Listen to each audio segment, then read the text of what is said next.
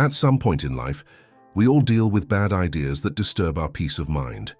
They appear out of nowhere, cloud our minds, change the way we see the world, and build walls that exist only within our minds. Maybe this has happened to you. You wake up feeling good, but suddenly a criticism, an unpleasant memory, or even a worry that isn't even real can ruin your entire day. The truth is clear. It's not what happens outside of you that breaks your peace, but the strength you give to your own thoughts. That's why this video was made, to teach you how to silence those voices, regain control of your mind, and exchange weakness for courage. Here you'll discover practical teachings from Stoicism, alongside insights from contemporary psychology, helping you achieve something rare, the freedom of not being a prisoner of your own mind. Start living this way now. Write in the comments, "Today I choose calm." This will be the sign of your first victory over negative thoughts. Before we move on to the first lesson, please like, comment, and share.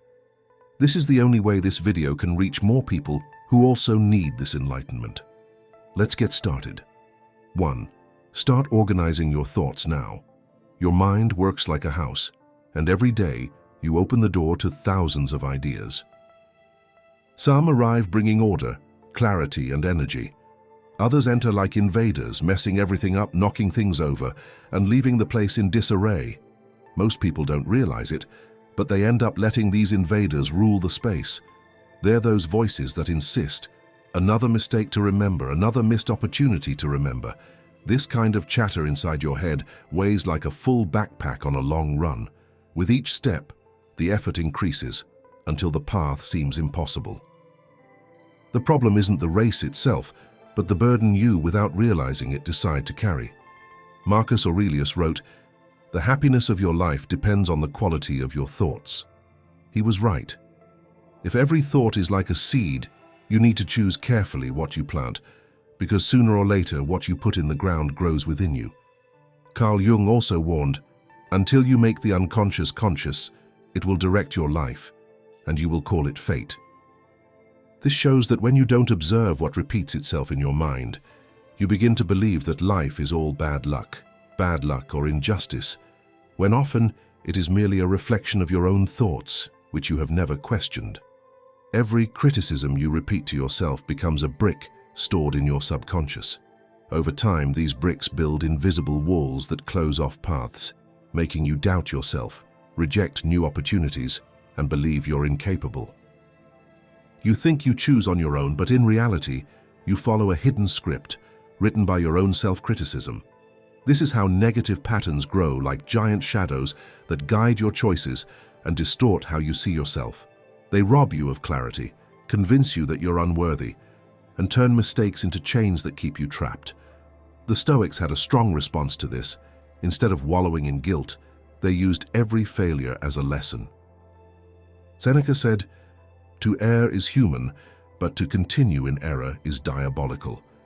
This doesn't mean denying your mistake, but rather correcting it, learning from what happened, and moving forward. Constantly punishing yourself is like rowing against the current without realizing the boat has a hole. When you change the way you talk to yourself, it's like plugging that hole. The boat starts moving in the right direction, and the water that was previously pulling you down now starts pushing you forward. Here's a simple Stoic practice. Every time you experience a mistake or difficulty, write down the phrases you use against yourself. Read them aloud and ask, "Would I say this to someone I love?" If the answer is no, change the words. Instead of, "I never do anything right," say, "I'm learning, and learning takes time." Every night ask yourself, "Did I speak kindly to myself today? What can I do better tomorrow?" Little by little, your mind stops being a place of war and becomes a space of clarity and strength. This exercise helps you stop being the secret enemy attacking yourself and start being the ally who supports, strengthens, and guides you. And when you decide to treat yourself with respect, even after mistakes, something incredible happens. The voice that once brought you down begins to sustain you, and the mind that was once a battlefield becomes the safest place for you to exist. Because in the end, it's not the criticism of others that hurts the most, but the words you repeat within yourself. And if these words transform into confidence, courage, and clarity, nothing can stop you. Write in the comments, "Today I choose to be my ally," because when you stand by yourself, no mistake can define you, and no doubt is strong enough to stop you. 2. The Stoic way to overcome fear. How many opportunities have you missed because you were stuck worrying about what others would think? How many dreams were shelved because the fear of failure seemed stronger than the will to try? Fear is like a maze full of closed doors. The more you run, the more doors appear, until there seems to be no way out. It not only limits what you do, but also robs you of your strength, turning opportunities into silent regrets. But here's the point. The problem isn't that fear exists, but the energy you give it. The more you create bad stories in your head, the more fear grows like a huge shadow until you discover it was just a weightless figure. What you feed grows, and what you face diminishes. Marcus Aurelius said, "If something from outside causes you anguish, it is not that itself that bothers you, but the judgment you make of it. And you can change that judgment right now." That's the key. Changing your judgment means changing the magnitude of your fear. Think of fear as a pitch-black room. From a distance, everything looks dangerous. Strange figures, frightening shadows.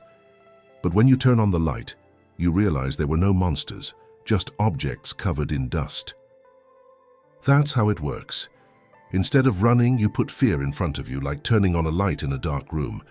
Close your eyes and clearly imagine the worst that could happen in the situation that's holding you back. If you're speaking in public, visualize the moment you forget your words. If it's a difficult choice, imagine the decision going wrong. Then ask yourself, if that actually happens, what could actually go wrong? Would I lose everything? Or would I just have to deal with temporary discomfort? And if it does go wrong, how can I fix it? More often than not, you'll realize that what seemed like a monster was just a shadow, and that there wasn't a bottomless pit, just a smaller obstacle than it seemed. This clarity lessens the power of fear, because you stop fighting something mysterious and start seeing what is real. Confucius taught, "It is better to light a candle than to complain about the darkness." And Susan Jeffers, in the book Feel the Fear and Do It Anyway, showed that taking a small step already significantly weakens fear. It's like looking at a river that seems deep, but when you step in, you realize it's much shallower than you thought. And what to do in practice? First, name your fear. Don't just say, "I'm afraid of failing." Ask, "Failing at what? What exactly scares me?" Then use the worst-case scenario technique. If everything goes wrong, what is the real consequence, and how can I face it? Finally, move forward even when you feel fear. Don't expect complete confidence. Take a small step, but keep moving forward.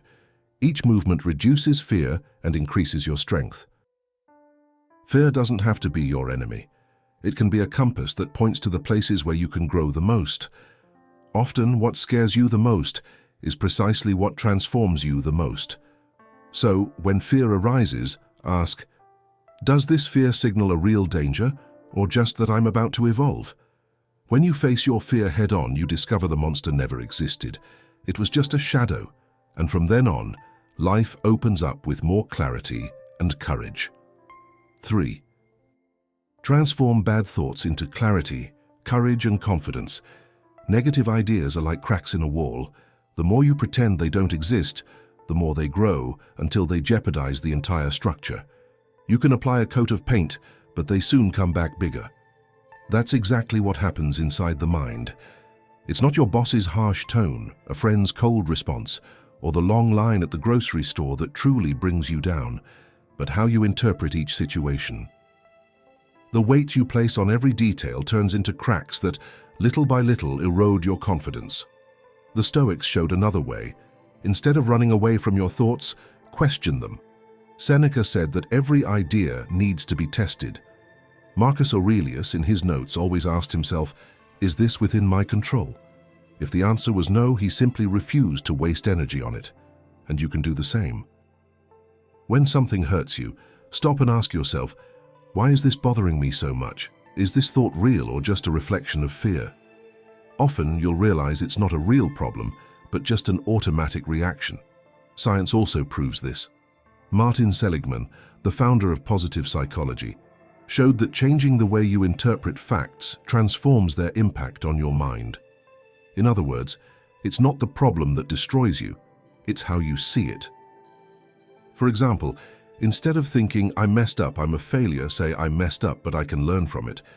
This shift doesn't erase the problems. They still exist, but it changes how you react, and that makes all the difference. Try it. Write down your negative thoughts on a piece of paper as if they were cracks. For each one, ask, "Is this real? Is it within my control? What are the chances of this actually happening?" Then replace it with a clearer, more fair version.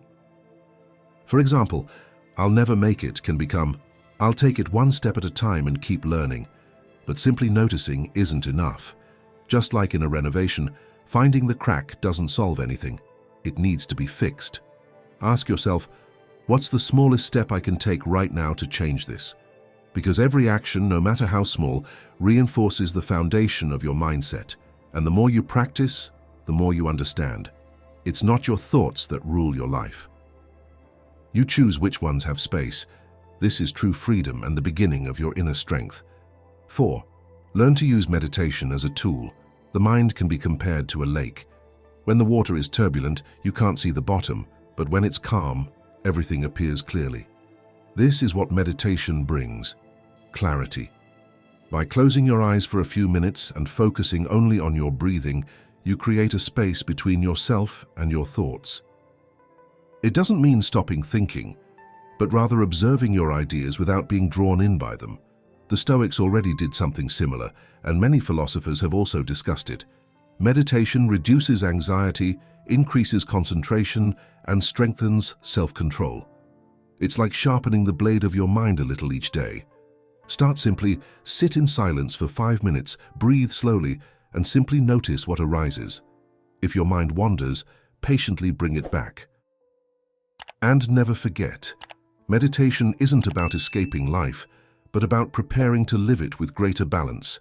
Every minute you dedicate to this practice is like building a fortress within yourself. And the more you practice, the harder it becomes for outside noise to invade your peace. 5. Don't let the environment shape you. Have you ever noticed how the mood of the people around you can completely change your day? The environment has a silent but powerful influence. It's like walking into a small room and someone wearing a very strong perfume. Even if you've only applied a little, the scent lingers on your clothes and even your skin. Negativity works the same way, like an invisible smoke. You start out excited, but after so many complaints and criticisms, your energy drains, and without realizing it, you start repeating the same thoughts you previously rejected. Science explains, mirror neurons are like emotional antennae in the brain. They pick up on the emotions of those around you. Therefore, living with someone who is always pessimistic can shape you without you realizing it, as if you were being pulled into the same wave. But there is a way out. Think of a smoke-filled room. You can open the window, turn on a fan, or step outside to breathe fresh air. It's the same with the mind. You choose what goes in and what stays out. Seneca said, "Be around people who make you better and also help others to improve." This isn't living alone, but learning to filter what truly deserves your attention and energy. If you let everything in unfiltered, it's like living in a house without doors in the middle of a storm. You can't control the rain, but you can protect what's inside. Daniel Goleman, in Emotional Intelligence, shows that bad feelings spread easily. But when you develop awareness, you learn to separate what's truly yours from what came from outside. It's like installing a glass door. You see what's happening outside, but you decide what can come in. Taking care of your mind takes practice. If every day, heavy news, social media, or vitriolic conversations are draining your strength, close those doors. This could mean muting profiles that only speak ill, leaving groups full of complaints, turning off the TV when only tragedy is shown, avoiding meetings where people only criticize other people's lives, or simply putting your phone away for a few hours. These small choices block out negativity and give your mind the clean air it needs. When you close these doors, you gain something rare: time and life. And this time shouldn't be filled with distractions, but with what energizes you. walking in nature, being with people who inspire you, or dedicating yourself to a hobby that strengthens your mind. Each of these choices is like laying a solid foundation stone for your inner fortress. The Stoics called this the inner citadel, a space within you that no external storm can knock down. It's not a wall of isolation, but a shelter of clarity and awareness. You build this citadel when you meditate, reflect, read, or simply silence yourself for a few minutes a day. In this silence, the mind regains energy and becomes steadfast.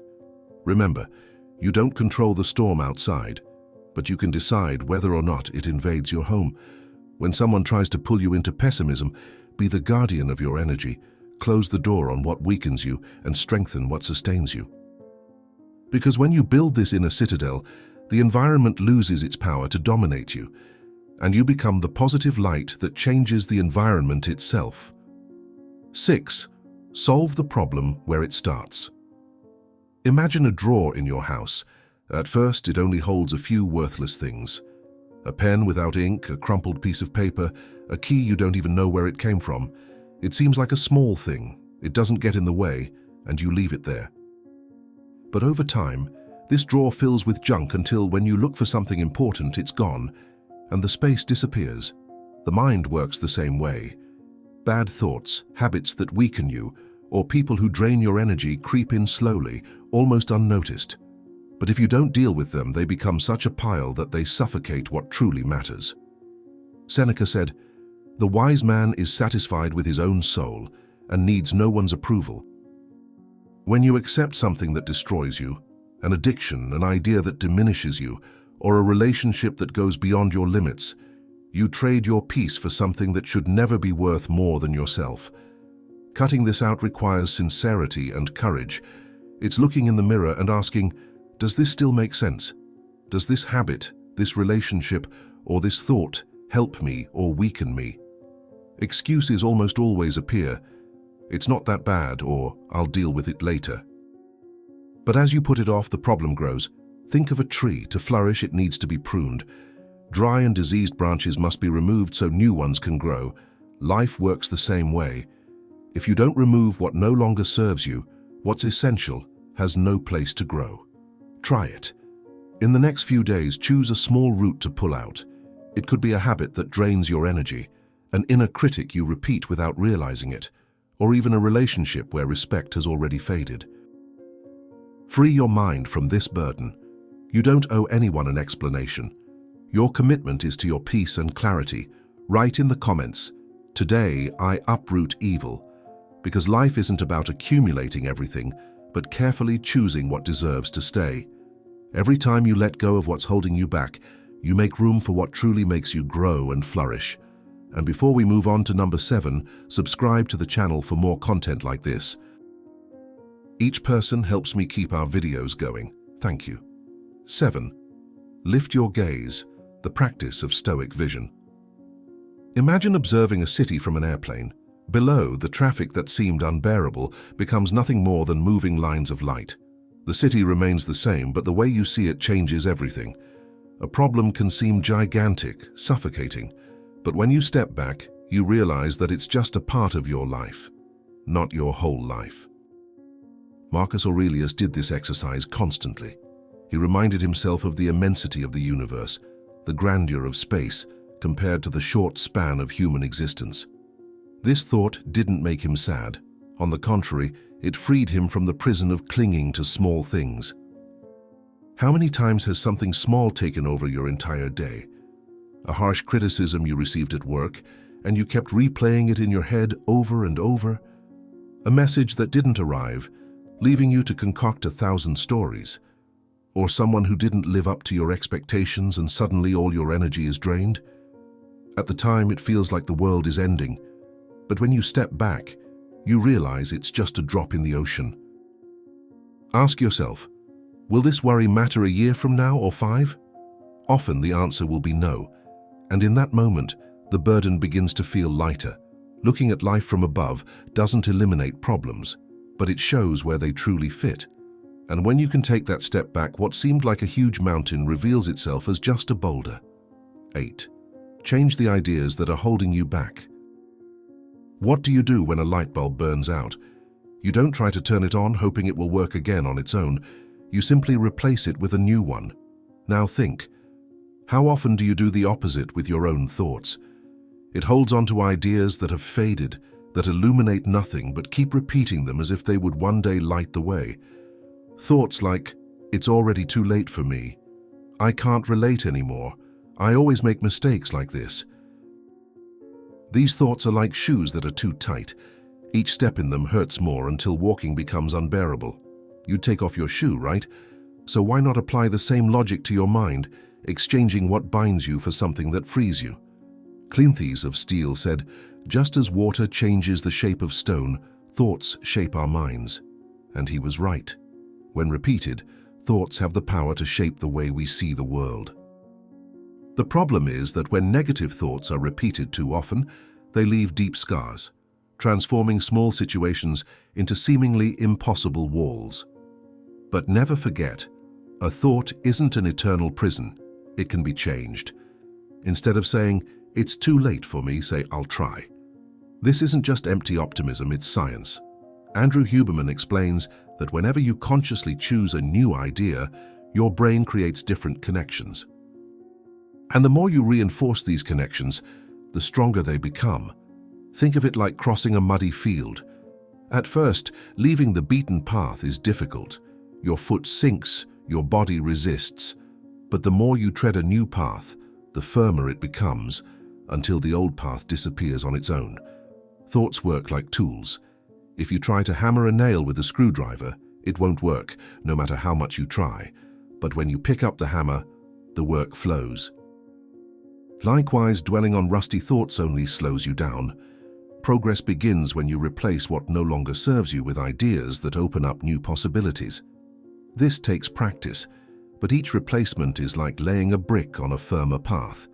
And little by little, your mind stops being a repository of heavy thoughts and becomes a workshop of clarity and strength. Here's a Stoic exercise. Today, choose just one thought that usually holds you back. Write it down, face it, and replace it with one that moves you forward. Repeat this exchange for a week. Just like changing a burned-out light bulb, you'll notice a new light begin to illuminate the entire space of your life. The first challenge is to leave this in the comments. Write, "Today I exchange doubt for strength." Because when you decide to replace darkness with a new light, even the smallest thought can become the spark that transforms your path. 9. Be stronger than the pressures of everyday life. Imagine walking down a potholed road after a heavy rainstorm. The ground is wet and slippery, and each step seems more difficult than the last. At times, doubt creeps in. Will I make it all the way? But there's no other way to navigate this road than to keep walking slowly, one step at a time. Life works the same way. Problems appear like rocks, puddles, and mud in the path. Negativity tries to drag you down, but that's precisely when you need to show your strength. Marcus Aurelius said, "What gets in the way becomes the path." Difficulties aren't there to block us, but to mold us into stronger people. Every challenge you face is a chance to prepare for something greater. Consider the example of Nick Vujicic, who was born without arms or legs. He could have stopped at what he didn't have, but he decided to look at what he could do. Today he inspires millions, not because his life was easy, but because he showed that courage and purpose are more powerful than any physical limitation. Now think about yourself. Perhaps your challenge isn't being born without limbs, but rather losing a job that seemed secure, facing a sudden illness, or having to start over after a profound disappointment. How you react in these moments determines whether the pain will hold you back or lift you up. Psychologist Edith Grotberg, who studied resilience, said that what strengthens the mind is finding purpose in the midst of difficulties. When you choose to see a loss as a learning experience or a disappointment as an opening to something new, you stop being just a victim and become the protagonist of your own story. Viktor Frankl, who survived the Nazi concentration camps, truly experienced this.